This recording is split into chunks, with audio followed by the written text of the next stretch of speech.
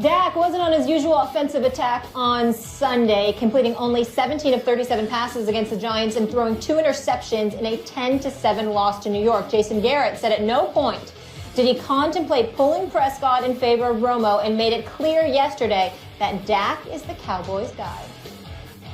You can make it as simple or complex as you want to make it. It's pretty simple for us. Dak's going to play quarterback as we go forward. He's done a really good job for us up to this point. We've won 11 out of 13 games that he started, and he's handled really every situation as well as he can handle it. So we'll just continue that way. Tony will be in a backup role for us, and he'll be ready to go if he's called upon to play. But Dak's done an outstanding job up to this point. Excited to see him continue to play. Well, Cain, you keep a special eye on this team. Do you believe that the Cowboys should stick with Dak down the stretch?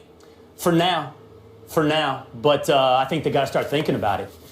I think if the Cowboys don't consider right now replacing Dak with Romo, they're simply committing professional malpractice. I mean, it'd be crazy not to consider it, not to begin to think about it. Oh, and by the way, while we're at it, I don't think the Cowboys will commit professional malpractice. Well, I watched you from my home last week in New York City mocking Jerry Jones and his beginnings of a flirtation with Tony Romo. Hilarious. I saw you. You couldn't get your words out. It was Did you very like his ineloquent t-shirt? of you. It was funny. Laughing so much you couldn't get your words out. It was funny. It was funny. He does this to me. What you mock is actually genius. What you mock is good management. Let me share this with you. This is Clarence Hill. He's a beat writer for the Fort Worth Star-Telegram. I know Clarence. Apparently, Clarence is very good. And Jerry was on ESPN Radio this morning in Dallas, and he's saying that we should think about the factors that could cause a quarterback change. And he compared it to porn. He said, I don't know. Compared it to porn. Well, very eloquent. It's very important. I'm not done. It's very important. But you need to repeat that for You win if you stop me halfway. Okay, go ahead. He compared it to the Supreme Court's definition of porn, which is, I don't know what it is, but you'll know it when you see it. I can't define it, but you know it when you see it. Okay. The Cowboys need to think about this. Number one, this is a Super Bowl team.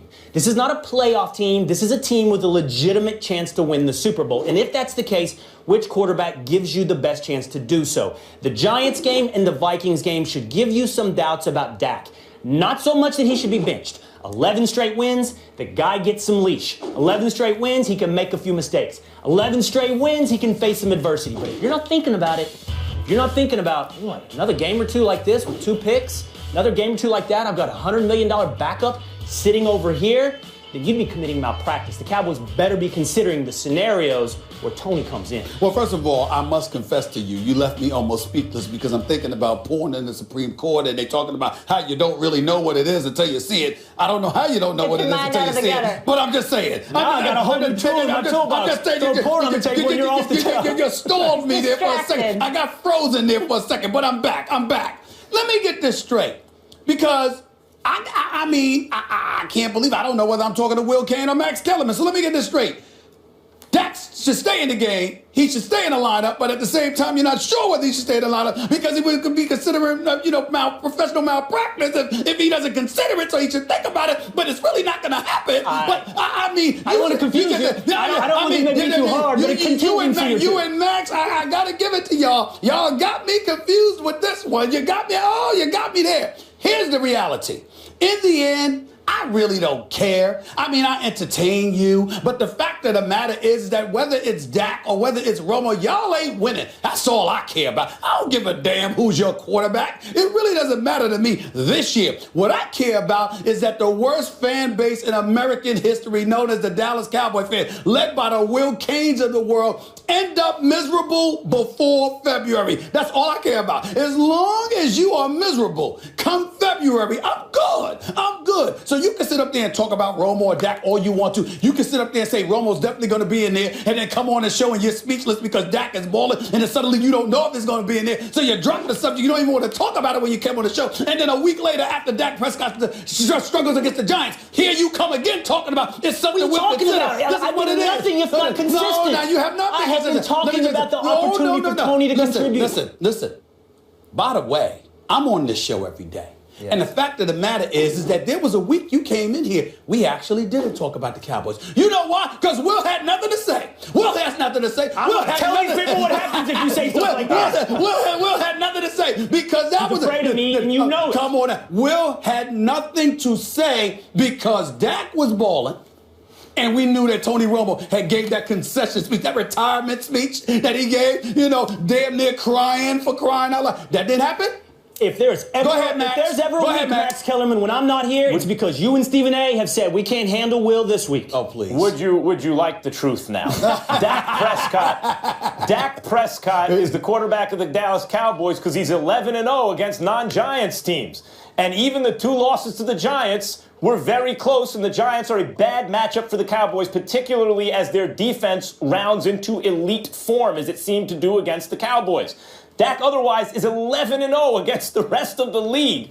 He's a baller, and even ballers are entitled every now and then to some stinkers, which is what he had against an elite defense in a rivalry game on the road, which is where those stinkers sometimes take place. And they still had a chance to win at the end. Look, we all knew that if their record hit a certain level, at a certain point, it would take several consecutive losses and or bad performances for them to consider switching Dak.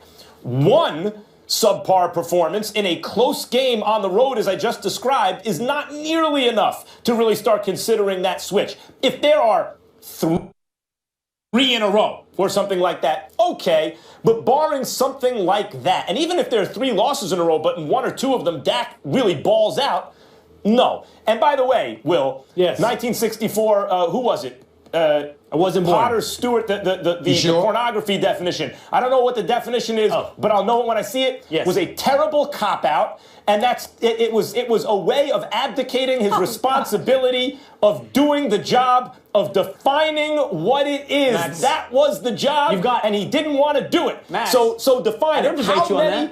How many games does Dak have to look bad in or lose before you make the switch? So I say 3. What say you?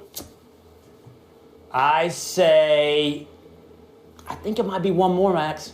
If he struggles against the Bucs? I think it might be 1 more because to your point about should they lose but Dak look great works the other way. Should they win but Dak look bad is also evidence. And the Vikings game was Cowboys winning, Dak looking bad, making it 2 games in a row. I love Dak, Max. Dak's going to be the quarterback in 2018, 19, 20, and 21. He's going to go through his rookie struggles. But this year's about the Super Bowl, and I am open like every open thing should be about which quarterback. Hold on, I want to address that. I want to address the Super Bowl of it all. Yes, you should never let those opportunities slide by or take it for granted, no matter how good you think the guy's going to be for how long. You never know when that's going to happen again. On the other hand, I think it's difficult to make the argument that Romo actually gives you a better chance the way Dak has played this year. And B, the worst that could happen if you turn out to be right about Dak versus Romo, and Romo would have increased your odds, is that Dak, a star now and in the future, has invaluable experience behind a young and improving offensive lining with a great young running back. Like, that's the worst case scenario. I just need to get one thing on the record before we move on. So you say 1 game if he struggles, consider making the change. Max says 3 games. Where are you? Don't consider the change at all. Stay with Dak the rest of the way. He doesn't care. I want it all on the record. I don't care. Okay. But let me tell you why. You do care. Because no. Here's my point. Because I wanted to ask Will this question. Yes. I was laughing because to me, Jerry Jones making this move speaks to the dysfunctionality that is perpetually the Dallas Cowboys over the last 2 decades. So if he makes this move, you and I both know it ain't because Dak struggled for a couple of games. It's because that's who they wanted in there all along, and they found the excuse. And to me, that is the recipe that will divide this team. I'm wrong about that? I just can't decide what I'm more excited about. The Cowboys win the Super Bowl for my own joy, or the moment I walk on this set and look you in the eye and deny you every hope and dream you ever had. It will not happen. It will not happen, Will. It will not happen. You want to invite me. That's because you want to invite me. Oh, I promise you. Like I'm You'll be invited. I will laugh in your face for the misery that you will suffer from. Are we on in recess? Can we talk about more of his dysfunction? About to play a kickball game? There's a little dysfunction going on in Buffalo. Let's get into that. Rex Ryan's Bills have now lost 5 of their last 7 games and are all but eliminated from the postseason. Rex is now 14-15 in 2 seasons with Buffalo and said Monday that he assumes he will be the Bills coach in 2017. Stephen A. has seen enough. Rex Ryan needs to go right now. I take no pleasure in saying that because I happen to like him. But the reality of the situation is that you're in a results-oriented business, and the results speak for themselves. I'm looking forward to Rex Ryan working for ESPN in the near future. He's great on TV. Or being a defensive coordinator for some other team. What he has no business doing is being a head coach in the National Football League. It's hard for me to take you seriously in that T-shirt. Today is Rex Ryan's 54th birthday. We want to wish him a very happy birthday. Will, why is Stephen A. wrong? Yeah, that T-shirt's not the only reason you shouldn't take him seriously. Let's speak about dysfunction. Thank goodness you don't run a professional sports franchise. Max has said this already. By the way, Max has said this. Max has said this. Or for that matter, manage anyone's money. You just fleece them out of things that they integrity and righteousness would lead them towards. Yes, fleece. Yes. Because I think you it make could work for Stephen A. He emotional just wants decisions. results. You make emotional decisions. In this case, with the Buffalo Bills and Rex Ryan, the emotion you're feeling is panic. It's panic. Okay. You're playing on panic. Hurry up, make your point, man. This is not the success, the formula for success. Panic is not the formula. It's a process. You've learned it through Nick Saban. You've learned it now through Jason Garrett, who, by the way, took like 5-6 years of 500 ball to get the process in place. You've seen it with the Pittsburgh Steelers. Process. Your own team. So it's the process. Three It's coaches. not Dak and Ezekiel. It's the process. the process. Hey, keep It talking. works for Philly. Keep talking. You're not giving the man a chance to implement his process, his culture, the way he wants to win. Nary 2 seasons does not count. And I don't want to hear about his experience with the Jets. This is about the Bills and these players and these coaches. You must give someone more time. You must see what they do when it's played out. Your 2-year emotional panic decision only ruins it for the next guy and the next guy and the next guy. You don't end up the Pittsburgh Steelers. You end up the Cleveland Browns in that scenario. Okay, go ahead. I needed to go here, Max. I got to either. First of all, in order for you to get at me, it's a requirement that comes with you being, for example, on First Take. To show you how lenient I am, I've actually allowed you on this show multiple times wearing that same damn shirt you're wearing right now. But I'm going to let that slide. Try a new one. Here's the deal, okay? When we talk about Rex Ryan, do you understand that Rex Ryan has not had a winning record since 2010? How long has he been the Bills coach? 2 years, 4 years in New York. What I'm saying to you is this. This is a man that bloviates about himself and what he's going to do. This is a man that was introduced as the head coach for the Buffalo Bills and said, is the mic on? Because it's about to be on. All the stuff that y'all been going through, missing the playoffs all of these years, that's about to change. This is a man that has proven religiously over the course of a half-decade now, more than a half-decade, that he is incapable of being the overseer of an entire franchise. Can he coach defense? Absolutely. He's elite. But he has proven that he's very limited on the offensive side of the ball, that he is very limited when it comes to developing quarterbacks. And when you look at the combination of those two realities and what is required to be successful in the NFL, the fact of the matter is he's come up short. But I also call about this. Why do guys prefer to come to the NFL rather than coach colleges? Because you don't have to recruit. You got grown young men that's coming in there. They understand the responsibility that comes along with the task at hand. They embrace it. They accept it. They're well paid for it. They move forward. So ultimately, it comes down to your ability as a leader, as a steward of a franchise, to go out there and galvanize the troops and maximize their effort so you can have peak performance. This dude religiously comes up short. That's the bottom line. If you keep letting guys like him stay in their positions, no one new will ever be a head coach. That's what it comes down to, Max. Look, what it comes down to is the coaches mostly cancel each other out. Again, the bell curve. You know, here are the bad coaches. There are 3 or 4 or 5 of them by definition. Most of the others fall in the middle somewhere and tend to cancel out. You know, you're a great coach. You're in the NFL. I mean, that, of course, it's the highest league in the world for football. So you have to be great to get there, but now you're being compared to other great coaches. So among that group, where do you rank? Well, by definition, most will be in the middle, and then a few will be on the far right end, the really special coaches. Now, only a couple of teams can have those guys, Bill Belichick, Pete Carroll, Mike Tomlin, these guys. Otherwise, you just hope to get maybe on the right side of that middle of the pack. And solid coaches with bad players will tend to be underrated. With solid teams will be about 500. And if you give them good players, really good players, Jason Garrett, they'll look really good. And I think it's pretty clear that Rex Ryan is a solid coach. He's shown that throughout his career.